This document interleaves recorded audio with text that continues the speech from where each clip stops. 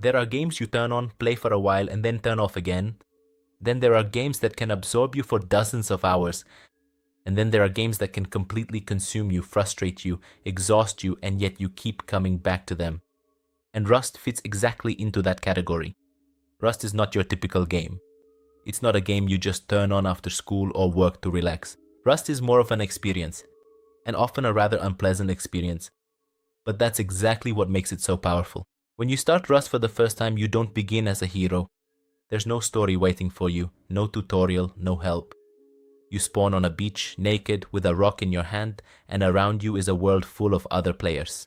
And this is the moment when you start to realize that this won't be an ordinary survival game. Most survival games pit you against the environment. You fight hunger, cold, monsters, or a lack of resources. Rust has all of that too, but the main thing you're fighting against is other people. And people are unpredictable. You might meet someone who helps you, gives you food, or invites you to join their team. But much more often, you'll run into someone who kills you on the spot without a second thought. And that's even when you have absolutely nothing. This is one of the most important differences. Rust isn't about fairness. Rust isn't about balance. Rust is about survival at any cost. Every moment in that game matters. Every step outside your base is a risk. Every player you meet could be a threat. And that creates a constant tension that you can hardly find in other games. Imagine spending an hour gathering materials. You mindstone, chop trees, search for loot. Gradually, you start building your base. You feel like you're making progress, like you're creating something, and then another player shows up. He kills you, takes everything you have, and you have to start all over again. This isn't an exception, this is Rust. And that's exactly why a lot of people can't play this game for long, because this kind of loss is frustrating. In other games, you have guaranteed progress. You know that when you gain something, you won't lose it. Rust will never give you that certainty. On the other hand, that's exactly what creates the moments you'll remember. When you manage to defend your base, when you win a fight against another player, when you return with a full inventory and survive the trip back. That feeling is much stronger than in regular games, because you know you are taking a risk. Rust is a game about risk and reward, and this is a system that works extremely well. The greater the risk you take, the greater the reward can be, but at the same time, the greater the loss can be as well. And this is exactly where we get to the question of whether Rust is worth playing in 2026. The answer depends on what you expect from the game.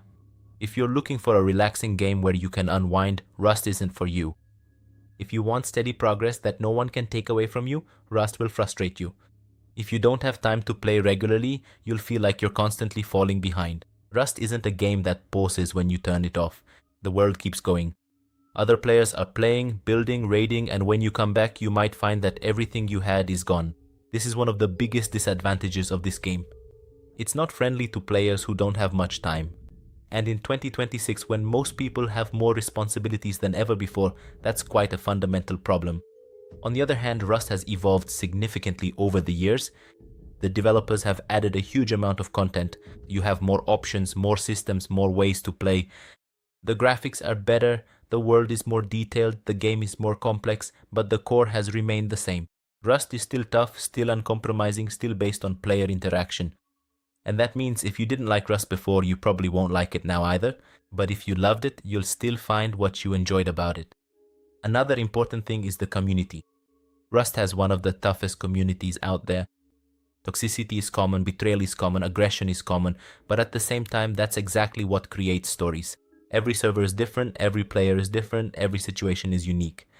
And that means Rust isn't repetitive. Even if you're doing the same things, the context is always changing.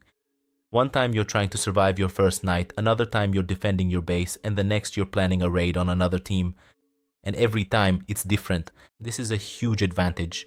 Rust isn't a game you just finish. It's a game you experience. And that's exactly why it still has such a strong community after all these years. But there's one more thing that needs to be mentioned. Rust can really wear you out. The constant stress, the constant tension, the constant feeling that you could lose everything, it's not for everyone, and in the long run it can be exhausting. That's why a lot of players play Rust in waves. They immerse themselves in it for a while, then take a break, and then come back. And that's actually the ideal way to play this game.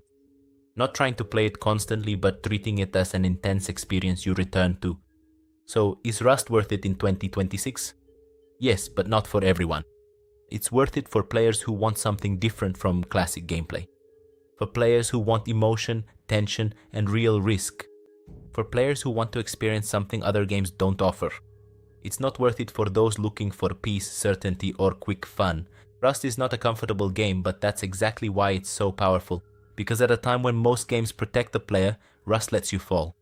And when you get back up, the feeling is completely different. And maybe that's exactly why Rust still has its place even in 2026.